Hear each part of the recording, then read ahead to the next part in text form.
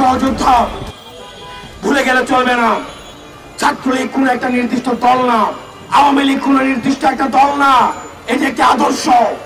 যে কেউ ছাত্রলীগ হতে পারে, যে কেউ যুবলীগ হতে পারে, যে কেউ আওয়ামী লীগ হতে পারে। আসলেই সত্যি আওয়ামী লীগ একটি আদর্শের নাম। ৭৬ বছর বয়সী এ দলের জন্ম ১৯৪৯ সালের ২৩ জুন ঢাকার টিকাটুলির KM দাস লেনের রোজ গার্ডেনে, যার সভাপতি ছিলেন মাওলানা আব্দুল হামিদ খান ভাসানী এবং সাধারণ সম্পাদক টাঙ্গাইলের শামসুল হক। বঙ্গবন্ধু শেখ মুজিবুর রহমানকে যুগ্ম সাধারণ সম্পাদকের দায়িত্ব দেওয়া হয়। প্রতিষ্ঠার পর থেকেই দলটির প্রাদেশিক স্বায়ত্তশাসনের উপর বিশেষ গুরুত্বসহ ৪২ দফা কর্মসূচি গ্রহণ করে। শুরুর দিকে দলটির প্রধান দাবিগুলোর মধ্যে ছিল রাষ্ট্রভাষা হিসেবে বাংলা স্বীকৃতি, এক ব্যক্তির এক ভোট, গণতন্ত্র, সংবিধান, সংসদীয় পদ্ধতির সরকার, আঞ্চলিক স্বায়ত্তশাসন এবং তৎকালীন পাকিস্তানের দু অঞ্চলের মধ্যে বৈষম্য দূরীকরণ। ১৯৭০ সালের নির্বাচনে আওয়ামী লীগ ১৬৯ আসনের মধ্যে ১৬৭টি আসনে জয়লাভ করে। পাকিস্তানের শাসক গোষ্ঠী সে নির্বাচনের পর বিজয়ী শেখ মুজিবের কাছে ক্ষমতা হস্তান্তরের টালবাহানা শুরু করে। এর জের ধরে শুরু হওয়া তীব্র রাজনৈতিক সংকট শেষ পর্যন্ত করায় বাংলাদেশের স্বাধীনতা যুদ্ধে, যার পরিসমাপ্তি ঘটে স্বাধীন বাংলাদেশের অভ্যুদয়ের মধ্য দিয়ে।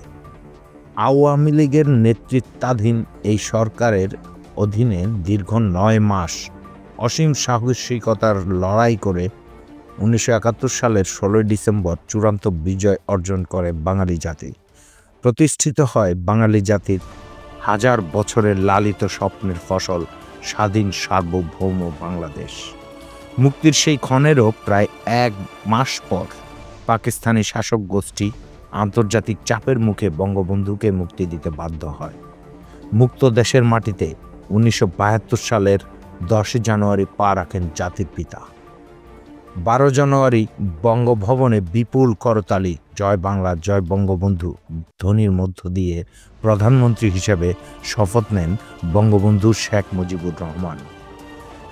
১৯৭৫-এর ১৫ই আগস্ট কালরাত্রে ঘাতকের নির্মম বুলেটে বঙ্গবন্ধুর সপরিবারে নিহত হন। বঙ্গবন্ধু হত্যাকাণ্ডের পর দীর্ঘ সংগ্রাম করে ১৯৯৬ সালে সরকার গঠন করে আওয়ামী লীগ। ২০০৮ সালের ২৯ ডিসেম্বর নবম জাতীয় সংসদ নির্বাচনে ২৩০টি আসন লাভ করে শেখ হাসিনার নেতৃত্বে বাংলাদেশ আওয়ামী লীগ একক সংখ্যাগরিষ্ঠতা অর্জন করে সরকার গঠন করে। ২৯ ডিসেম্বর ২০০৮-এ অনুষ্ঠিত সাধারণ নির্বাচনে আওয়ামী লীগের নেতৃত্বাধীন মহাজোট নিরঙ্কুশ বিজয় অর্জনের পর ৬ জানুয়ারি ২০০৯-এ গণপ্রজাতন্ত্রী বাংলাদেশ সরকারের প্রধানমন্ত্রী হিসাবে দ্বিতীয়বারের মতো শপথ নেন শেখ হাসিনা। ৫ই জানুয়ারি ২০১৪ অনুষ্ঠিত সাধারণ নির্বাচনে আওয়ামী লীগের নেতৃত্বাধীন মহাজোট নিরঙ্কুশ বিজয় অর্জন করে এবং গণপ্রজাতন্ত্রী বাংলাদেশ সরকারের প্রধানমন্ত্রী হিসাবে শেখ হাসিনা তৃতীয়বারের মতো শপথ নেন। ২৯ ডিসেম্বর ২০১৮ সালে অনুষ্ঠিত সাধারণ নির্বাচনে আওয়ামী লীগের নেতৃত্বাধীন মহাজোট নিরঙ্কুশ বিজয় অর্জন করে এবং গণপ্রজাতন্ত্রী বাংলাদেশ সরকারের প্রধানমন্ত্রী হিসেবে শেখ হাসিনা চতুর্থবারের মতো শপথ নেন। ২০২৪ সালের ৭ জানুয়ারি পঞ্চমবারের মতো রাষ্ট্র পরিচালনার দায়িত্ব পান শেখ হাসিনা। আসলে সত্যি কথাই বলেছে এই ব্যক্তিটা। ছেলে ছোট হলেও তার মধ্যে অনেক তেজ আছে এবং ইতিহাসের কিছুটা হলেও সে পড়েছিল, যার ফলে সে এই কথাটা বলতে পেরেছে। আওয়ামী লীগ একটি আদর্শের নাম, আর যারা আওয়ামী লীগ করে ওরা কখনোই এই আদর্শ থেকে বের হতে পারে না। যারা বের হয় ওরা হচ্ছে অনুপ্রবেশকারী। কেন নয়?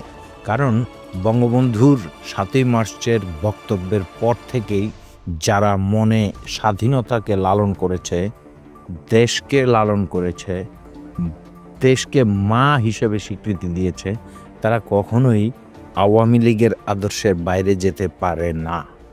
আর তাই হয়তোবা হাসনাত আবদুল্লাহ এই কথাটা বলেছে। হাসনাত আবদুল্লাহকে ধন্যবাদ সে বুঝতে পেরেছে আওয়ামী লীগ কী জিনিস, আওয়ামী লীগের আদর্শ কী জিনিস।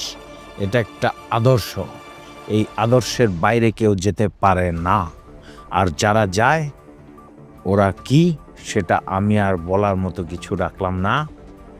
কমেন্ট খোলা আছে, বলে দিবেন যারা বঙ্গবন্ধুর আদর্শের বাইরে যায়, আওয়ামী লীগের আদর্শের বাইরে যায়, ওরা কারা। আমরা জানি শহীদ প্রেসিডেন্ট জিয়াউর রহমান তিনিও বঙ্গবন্ধুর আদর্শের একজন সৈনিক ছিলেন।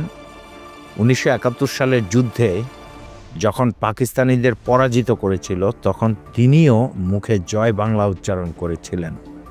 সো আমরা আর বলার ভাষা রাখি না, বুঝতেই পারতেছেন বর্তমান সময়ে আদর্শকে কতটা ভয় পাচ্ছে বর্তমানের উদীয়মান সমন্বয়করা।